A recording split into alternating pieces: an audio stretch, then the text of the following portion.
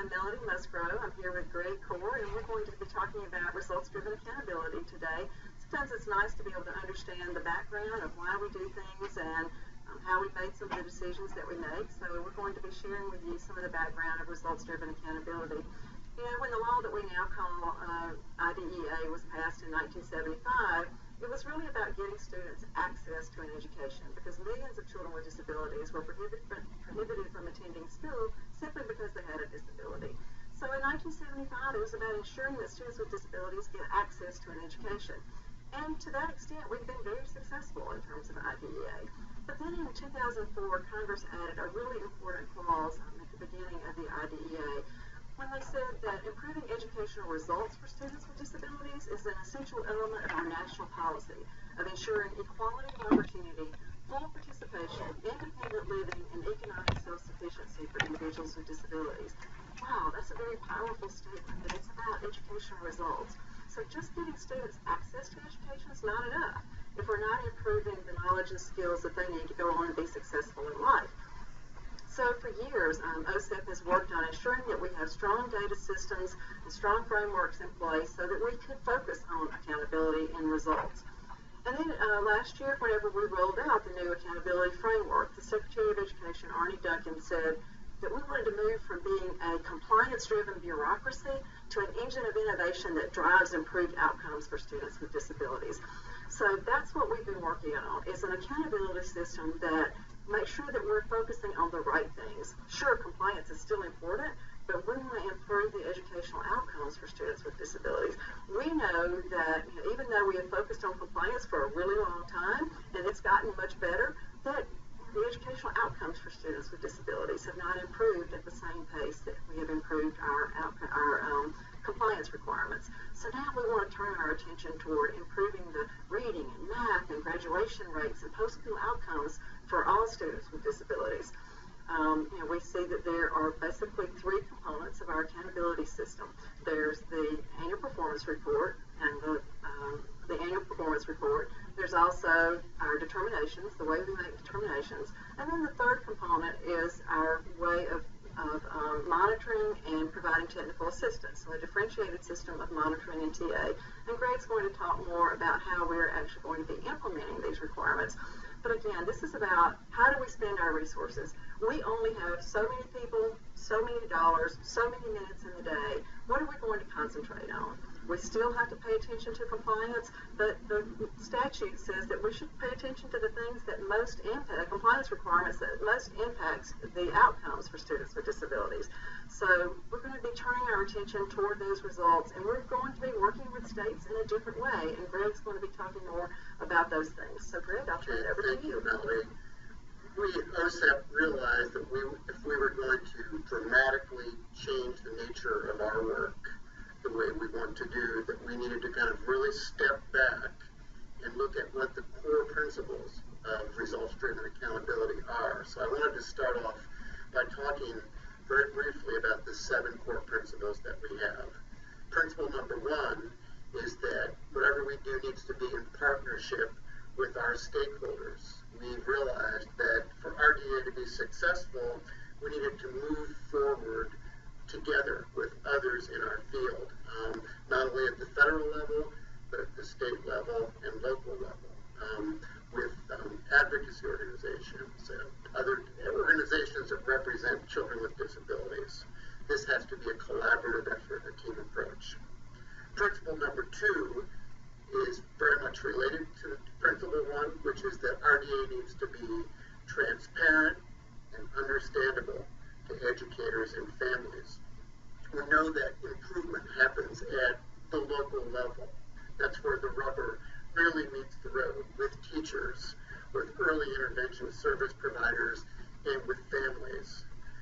What we do must be clear and understandable if we're going to drive behavior change at the local level. So it's very important that we implement and honor Principle 2 as we move forward to develop RDA. Principle 3, I think, is fundamental. It's that whatever we do needs to focus on driving improved results. As Melody said, compliance continues to be important, but we emphasize and pay much more attention and direct more of our resources towards the improvement measures, improving reading proficiency, math proficiency, reducing dropouts, increasing graduation levels, and improving the post-secondary outcomes of individuals with disabilities. Melody talked a little bit about the necessity for us to focus our resources and for states to focus theirs. Therefore, Principle 5 addresses differentiated incentives and supports to states, both at the federal and the state level as well as local level. We need to figure out how we effectively and efficiently allocate our resources to improving results. We can no longer afford to have a one-size-fits-all approach. For a couple of reasons, I think it squanders resources, and it doesn't really target and differentiate and provide states with the tailored support that they need in order to improve. Principle 6 of our 7 is that RDA must encourage states to target their resources. One of the ways we have done this is by reducing the burden. States have provided us considerable feedback about the significant paperwork burden of completing, for instance, the state performance plan, annual performance reports. We've taken those concerns very seriously and dramatically streamlined and revised the SPP APR and focused it on improving results. So we think by reducing the burden, the paperwork burden, and also emphasizing the necessity to focus on improved results, that we can help support states as they move forward.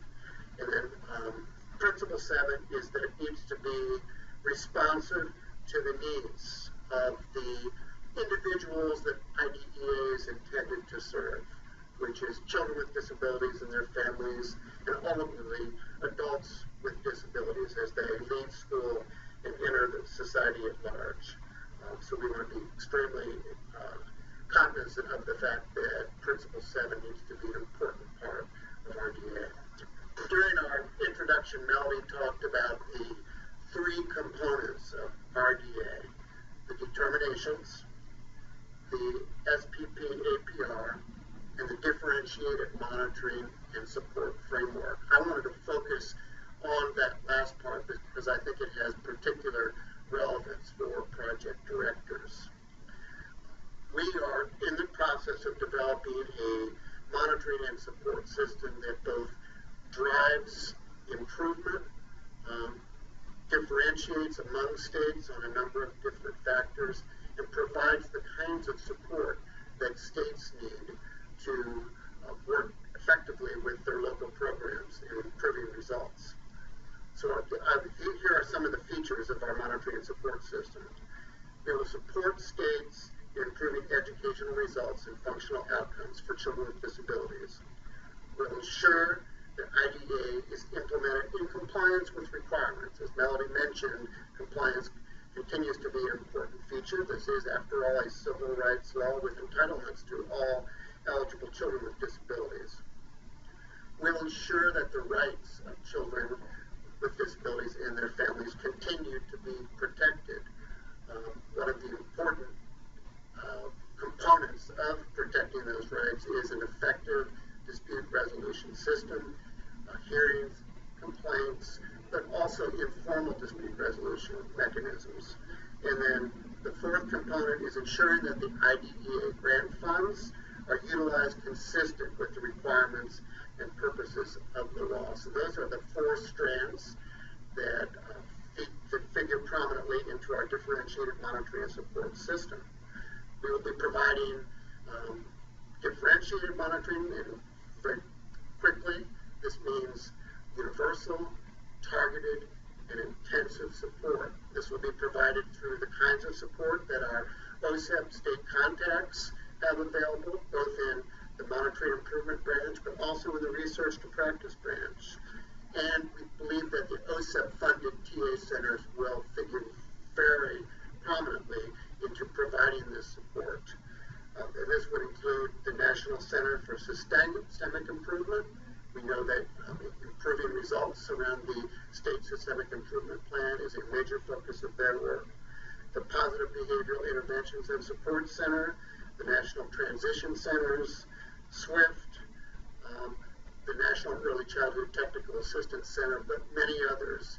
And we want to make sure that all of our efforts at the federal level and with our OSEP-funded TA centers are aligned to support this improvement in states. Thanks, Greg, and that's right. And we want to be very clear that this is about bringing the system into balance, of looking at both compliance and results. But we can't continue to look at compliance to the extent that we have in the past and still have time to focus on results. So what is the right balance? And we're going to be working with all of you to make sure that we find the right balance in the system, that we provide the support to states. And we know that your work is going to be absolutely critical in this if we're going to provide the kind of supports that states are going to need to build their capacity to support this kind of change at the local level. So thank you for all that you're doing to help move RDA forward. The next presentation that you're going to be hearing is from Angela Denning. She is the Deputy Associate Superintendent of Exceptional Students in Arizona, and she is going to talk to you about how RDA is playing out in her state. So we look forward to that. Thanks, everybody. Thank you, Greg, for that wonderful introduction. I truly appreciate it. Greetings from the Grand Canyon State. I'm Angela Denning, the State Director of Special Education for our great state of Arizona. During my presentation, I'd like to give you a couple of things for you to consider. One is that I'd like to provide some background about our great state, to provide some context in what we were thinking about. I'd like to share the alignment, collaboration, and partnerships that we've developed in order to implement our state systemic improvement plan and achieve our SIMR. Arizona is the 6th largest state in size, with an area of approximately 114,000 square miles. It's also the 15th most populous state, containing 2 major metropolitan cities, Phoenix and Tucson. This border state also has 250 small towns with less than 30,000 people. Arizona has 15 counties, 15 education service agencies, and 5 regional centers. Arizona is considered a local control state with an emphasis placed on school choice for families. There are numerous school options for students in Arizona, with 237 school districts, 526 charter schools, 54 online schools, 53 Bureau of Indian Education schools, 13 joint technical education districts, 48 secure care schools, 35 private special day schools, and 2 state institutions. Arizona is a vast state, and much of it includes rural and isolated rural areas. While Coconino County is the largest county in the state in area, it has the smallest population, 7 people per square mile. Rural students are often bused to school, and that travel may require more than an hour spent each way. In addition, many of the dirt roads become impassable during the winter season. Arizona has 22 sovereign Native American tribes, one of the highest populations of Native Americans in the United States. In contrast to the isolated rural local education agencies, Arizona also has large urban and suburban LEAs. Arizona serves 1,232,246 students, with 11.8% of these identified as students with disabilities. Students who are English language learners compose 6.5%, 5% are Native American, and 50.4% are students of low socioeconomic status.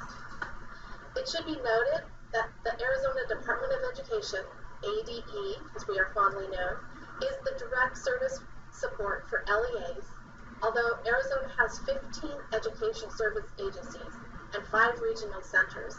ADE provides the comprehensive support system that includes general supervision, monitoring, professional development, and technical assistance for all public education programs in the state.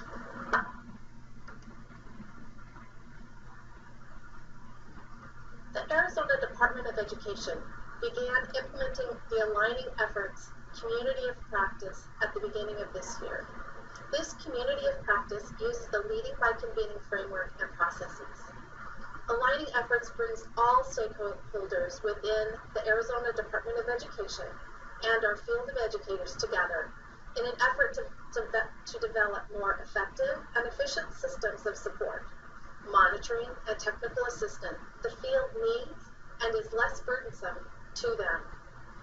Arizona's work with the Cedar Center, submission for the SPDG, renewal of the ESEA waiver, and our complete ESSA are all aligned to the state identified measurable result, which is improved reading outcomes. We believe that the alignment of all these efforts will bring about the changes necessary for Arizona to accomplish our SEMA.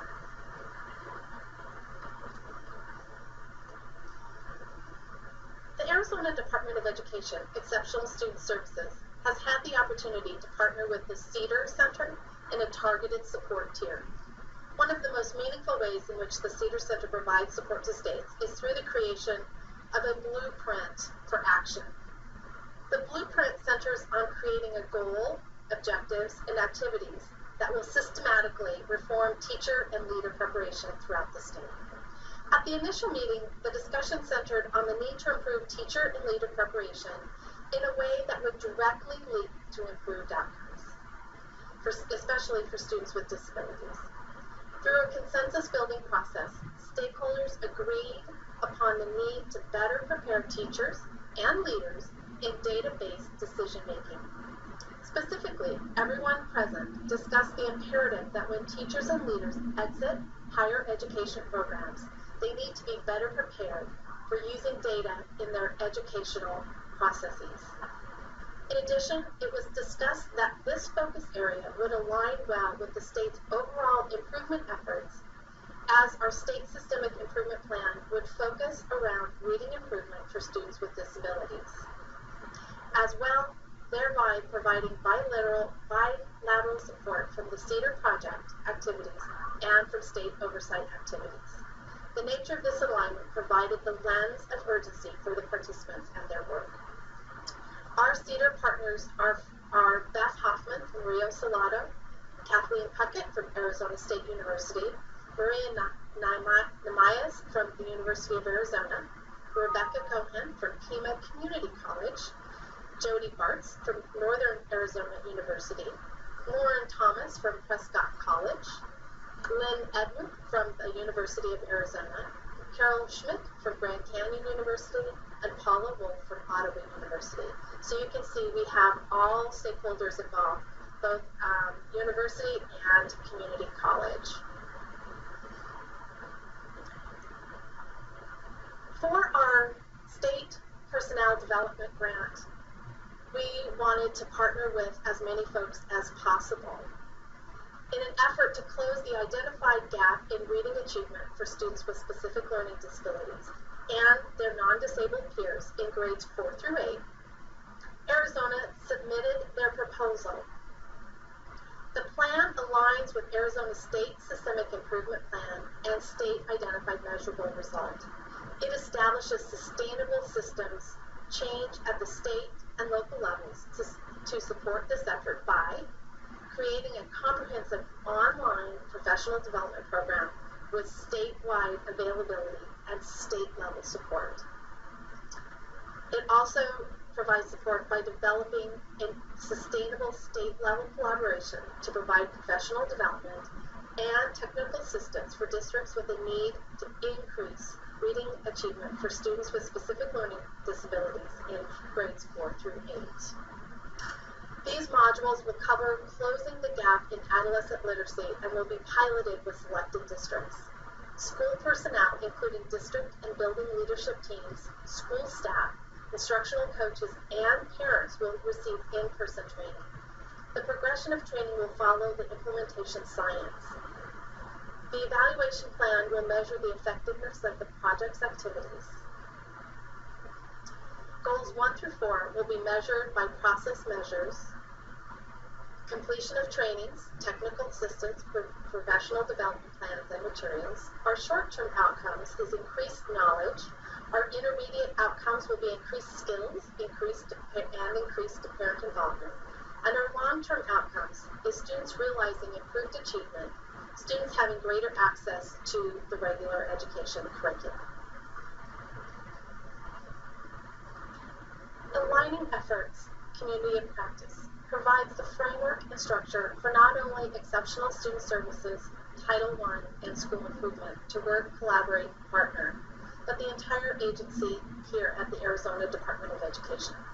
For too many years, each program has tried to accomplish the goal of improved student outcomes, but fallen short each time. We now believe that the only way for us to achieve our goal of improved student outcomes is to operate in a much more collaborative manner, especially using our communities of practice to involve all stakeholders and the leading by convening framework and structures. Thank you very much for your time, and I hope this has added something for you to consider as you move forward in connecting your dots. I'd like to take this opportunity to introduce the next speaker, Stephanie Moss, Assistant Director of Parent to Parent of Georgia. Building upon Georgia's nationally recognized dropout prevention initiative, Graduate First, its RDA will bring together multiple stakeholders to focus on improving graduation rates for students with disabilities. Hi, I'm Stephanie Moss from Parent to Parent of Georgia. I want to talk to you a little bit today about what we are doing in Georgia with our Department of Education around results-driven accountability. As you see the slide here, you'll see Parent to Parent of Georgia is Georgia's Parent Training and Information Center. And we work with our Department of Education on a variety of projects. We work with them on some SPDIG projects and also some other discretionary funding that allows us to support children and families throughout the state who are receiving special education services. On the right, you'll see Project Student Success. Imagine the possibility. This is a new graphic that our Georgia Department of Ed has just developed and released.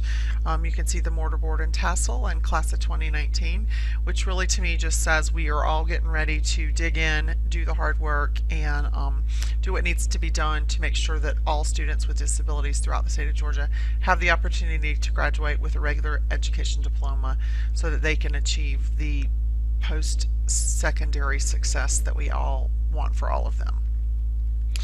The first thing I want to just really briefly touch on is Georgia's kind of long ongoing SPDIG initiative, which is called Graduate First, and this is just a project that has allowed targeted schools throughout the state to receive coaching and technical assistance and some support to develop improvement plans so that they can address dropout prevention, really reducing dropout prevention. They can address instructional strategies and also behavior within their school buildings. And it also allows for some components so that students can receive support and training to develop self-determination and self-advocacy skills and really build those strong relationships that they need to help them be successful as they get ready to transition. What we do know about from the Graduate First work that's been going on is that the schools that have participated have had amazing success. Lots of improvements noted, improved graduation rates, reduced dropout rates, decreased suspensions, increased attendance rates, and increased math and reading achievement for students with disabilities. So we're really excited about the progress, but what we really want to do, the next question, the hard question is, what do we need to do to spread that success throughout Georgia? What needs to happen next so that students in any school building anywhere in the state of Georgia have the opportunity to benefit from that sort of technical assistance and support and resources so that they too can have that success? So we take a look at what we're doing at Parent to Parent, what are some of the things that have been ongoing, as well as what are we doing moving forward. And we've been a resource and provided technical assistance for a number of years now, and we continue to do so as we begin to really hone in on graduation. We have been a resource to parent mentors, and those are employees of the school systems, local education agencies who work closely with families, who promote family family engagement activities, and who really are a resource and a support for families right there on the ground in their own school buildings and own school districts. So we've been a resource for them as far as technical assistance and support and training over the years. We also provide a lot of one-on-one assistance to both parents and professionals. Any of the above will call us for resources, support, services, providers, whatever you might think of, and it certainly relates to any part of the special education process and the school system and navigating systems throughout our state, but also obviously that includes thinking about graduation and what do I do to, we want to get these kids to graduation. We want to make sure they meet the requirements so they can get a regular diploma, that sort of thing. So we provide a lot of assistance that way. We do a lot of training for families and professionals, both face-to-face and via technology on any number of topics. We'll do those in partnership with the parent mentors again, so that they are bringing that training into their school building with families that know them and already have a relationship. And how do we bring that content together to help families and professionals work together? We believe that we do training for them all together, all in the same place, the same room. We want them learning together, asking questions together, and really problem solving together, just thinking about where we go from here. So we've done all of these activities in partnership with our Department of Education and with their support. So that's one way that we have worked together and obviously tried to make an impact and a difference in Georgia. But that's not enough. So we also have been a big supporter of and a big resource for the Department of Education around family engagement. One of the things we've done for a number of years has been to provide support for families related to the getting the family survey completed, the one that we do every year, so we can respond to the annual performance report. Our staff provide support to families. Families can call us. They know the information, the supplementary information that goes out with the survey tells families if they have questions about the survey to call us, and we'll help them walk through it, get it done. We post it on our website, spread it through social media and all of that, just to make sure that we help get families engaged and get their feedback. Kind of along the same lines as the survey, one of the things we did last year as Georgia really got into the SSIP process was our Department of Ed asked us if we would be able to help them construct a survey and get it out there to get families' input around, more specifically around graduation. And of course we did that, and we were thrilled, and I think everybody was a little taken aback, shocked, and perhaps even a little overwhelmed that we got over 1,300 responses in about 7 days. So that's one of the ways that I think we have helped. Again, we help and work together with the Department of Education to try to get that voice and that input from any way we can. They look to us if they need assistance with finding families for task forces, State Advisory Panel for Special Education, other councils, other work groups, certainly the SSIP stakeholder groups, anything that's really going on. We work together with the Department of Ed to make sure that the families are represented, that their voices are recognized, and that they're valued in all of the efforts that are ongoing. So I think that's critically important, and everything I'm talking about today, obviously the family participation and the family voice in it is absolutely critical to success. We've also done a fair amount of work with our Department of Ed around youth involvement and self-advocacy. One of the things that we did a couple of years ago with SPDIG funding, and we continue to sustain today, was to create an online transition e-community for youth. And then really quickly we realized that we needed to do a parallel one for families and parents and professionals so we could share information. But the youth one is really designed to be a place where they can share ideas, ask questions of one another. We share information about trainings, about scholarship opportunities if kids are thinking about going to college, about and they can just ask questions. Is anybody on there going to college? Is anybody scared about this, or what have you done about that? So really creating those and giving them opportunity to have a voice. Through this SPDIG work that Georgia's done, the student-led IEP initiative has been going on for a number of years now, Aspire, and we have had an opportunity to go into those same schools where they've implemented Aspire, and we've been able to provide trainings for families, really to encourage them and support them in supporting their children to participate in Aspire. And along those same lines, we developed at Parent to Parent a training that we call Encore, Planning the Road Trip of a Lifetime, and it's an 8-module training that we offer specifically for youth.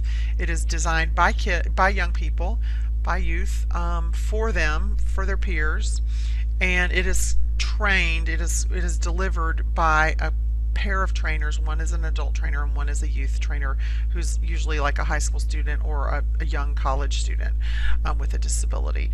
And it's 8 modules. We talk about transition planning, what comes next, how to think about the choices that you can make, also things like how to get a resume together, how to participate in your IEP, how to get work experience even if it's volunteer based. So the Department of Ed has really supported us and helped to fund the implementation of Encore and the delivery of it throughout the state for the last several years. So we're real excited about that as a way to engage youth, and we constantly are looking at how can we take Encore into the same schools where we've done Aspire so that we're continuing to build on what they're learning. And lastly, so that we can go in there when we're doing Encore, we will oftentimes schedule kind of simultaneously a training for families. So when families bring their young people to Encore, if it's for example being done on a Saturday morning, the parents can go across the hall and get some training as well and learn more about transition and planning and all of that for their students. So it's been a really win-win for everyone. So what's next? We really got a need to get the word out, and we're going to be working together with Department of Ed staff on awareness and content training about all of the initiatives and all the work that's about to happen around graduation, and how we're going to link that to all of the other stuff that's going on already in the state from preschool level on up. We need to do a lot of training for families and parents and professionals on what's it going to take to get to graduation. What do we need to do? What are the questions we need to ask? What are the decisions we need to make now that will impact whether or not you get there or not? We're also looking at Georgia's PBIS initiatives, positive behavior support. It's really taken off in Georgia. Schools are clamoring for it. They really want to bring it in and really trying to figure out how to get the training in and help them implement. And what we are going to do, I think, is to partner with the Department of Education around the family education component, tying it to graduation. Obviously, if we get in at that foundational level, school-wide positive behavior supports on the front end. Everybody knows how to set behavioral expectations and how to work with young people, kids of all ages. We can make a difference and really impact graduation as well. Finally, what we want to work on is some fact sheet development with the Department of Education. We've developed a number of fact sheets over the years with them on a variety of IDEA related topics, and they're all on our website, and they're all in about 7 or 8 different languages. But what we want to do this time is develop 4 sets. We want a set for preschool, for elementary, for middle school, and for high school, and really address what do you need to do to get your son or daughter to graduate with a regular diploma. What are the questions you need to ask?